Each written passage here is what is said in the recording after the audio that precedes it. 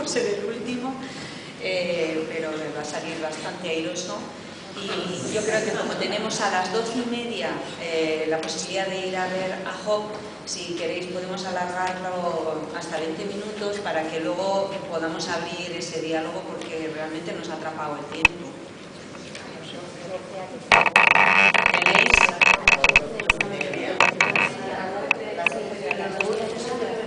A las 12, vale, bueno, con los que podáis quedaros, nos quedamos, y los demás, mil disculpas.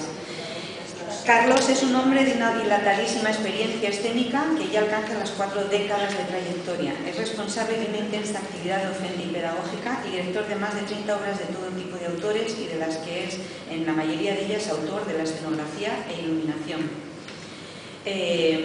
Os dejo con estas pocas palabras con Carlos para que os hable él, que es mucho más interesante. Es una hipótesis que habrá que verificar. Bueno, me sumo a los agradecimientos que se han expresado.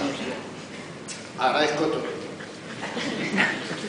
Cuando Ana me lía por el teléfono, me habla del tema, mujer, no sé qué tal, me quedé pelín perplejo. A estas alturas de la vida, jubilado y todo esto, ¿de dónde recurro yo con esta historia? Debió de notar mi perplejidad, porque es una mujer muy sagaz y lo ha demostrado.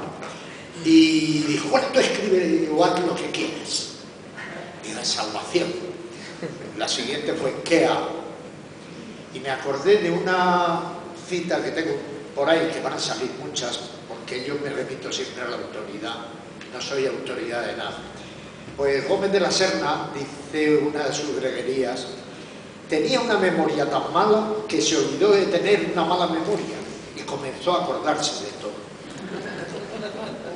Entonces dije, ah, caramba, pues voy a acordarme de lo que puedo acordar. ¿Por qué estoy yo metido en esto del teatro? Y me acordé, pese a la mala memoria, de un fenómeno cuando tenía yo 6 o 7 años. Quizá los más veteranos me lo hayan escuchado ya contar, porque con la edad uno se vuelve recurrentemente memorioso y machaca los oídos de los próximos y ajenos. Pero vuelvo a repetir.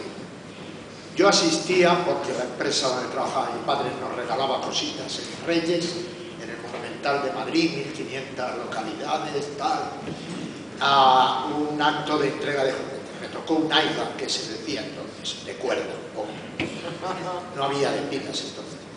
Y había una función de teatro del grupo que tenía educación y descanso de la empresa para los niños.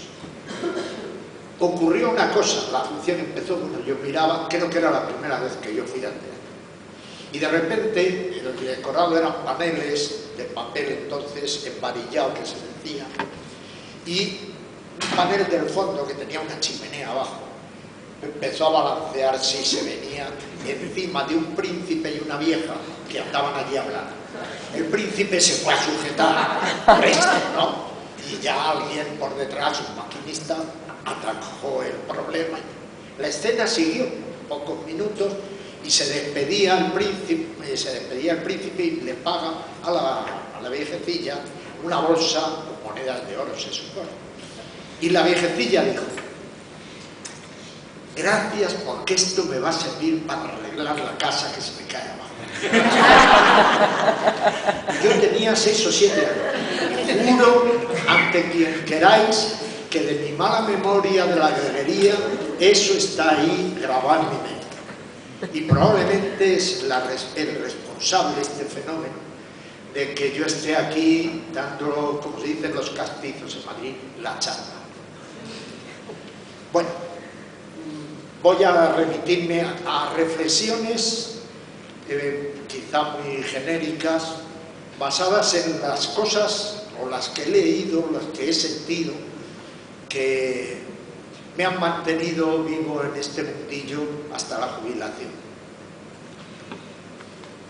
Empezaré con una cita de Miguel de Unamuno, un discurso en el Ateneo de Valencia, esta la escogí en honor a Vicente, el 24 de abril de 1902. Solo, no está más. Solo la cultura da libertad. No proclamé la libertad de volar, sino da alas. No la de pensar, sino da pensamiento. La libertad que hay que dar al pueblo es la cultura. Don Miguel en 1902. Nadie se ha dado por aludido en todo este tiempo. Pues, también don Miguel era propenso a soltarlas así, y así le llevó a algunos serios disgustos. Hay otras que no voy a citar, porque como ahora se han hecho una película, todas las vais a encontrar seguidas, seguro. Bueno, el teatro cuando somos niños es sobre todo emocionante. Para mí ha sido así, y las emociones que suscita se graban, como habréis comprobado por mi juramento, de una manera indeleble. Entonces, pasados unos años, muchos, en 2010, se reeditó este texto de la obra de teatro que yo vi, y era El príncipe que todo lo aprendió en los libros, de don Jacinto Benavente, premio Nobel. Y probablemente muchos no sepamos que Jacinto Benavente fue el primer, fuera de los jesuitas y demás en el teatro escolar, autor que propició teatro para niños en Madrid y favoreció que se hicieran obras de teatro, a lo cual se sumó Valle Inclán también. Entonces ahora está ya editada en 2010 y el recuerdo y la realidad pues han cerrado un círculo, como va a cerrar esta pequeña charla. Esta huella de esta emoción durante la juventud me lanzó al teatro y a los trucos del teatro, y para mí lo emocionante, como los salesianos tenían un teatro y yo iba los sábados y los domingos por allí, era ver las funciones de teatro. Os diré otra anécdota. ¿Habéis visto alguna vez al diablo en una función de Navidad desaparecer? Rodeado de fuego. ¡Ah! Yo sí. Tierra, trágame. Le tragaba y salía una llamarada. Y yo decía, ¿y esto cómo se hace? Motivo de más para meterme a hacer teatro. Descubrir que fundiendo un plomo, que se decía entonces, en una cazoleta con pólvora negra que sacabas de los juguetes que vendían por 5 céntimos, las piperas, podías hacer una fogata. Segundo, que ahí había una plataforma y debajo de la plataforma un montón de sacos terreros, y que cuando se caía este señor caía en el foso, que se utiliza hoy día bastante poco, y desaparecía. Dice, perdonadme, eso con 10 años. Eso no es emocionante. Mucho más que Indiana Jones, una pantalla, porque ese señor está allí. Está allí. Estas emociones son tan perdurables, tan duraderas, que yo me he planteado muchas veces cómo podríamos recoger todo ello. Porque tuve la fortuna y la casualidad, porque es eso de que estabas en el sitio oportuno, en el momento oportuno, de viajar y empezar a ver teatro fuera de España.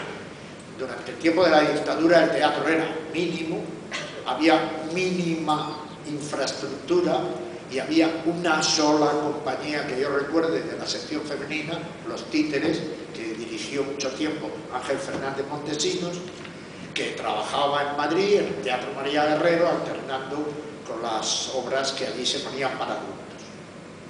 Entonces, salir fuera, entonces era una aventura también.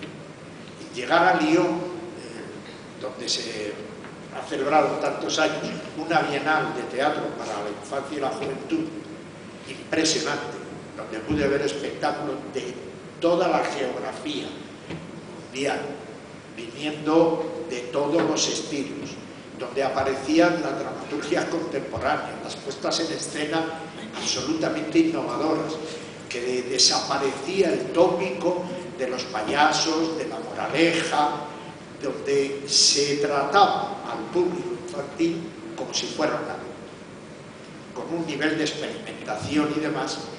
Pues ante eso uno retorna diciendo, ¿y por qué nosotros no tenemos esta oportunidad?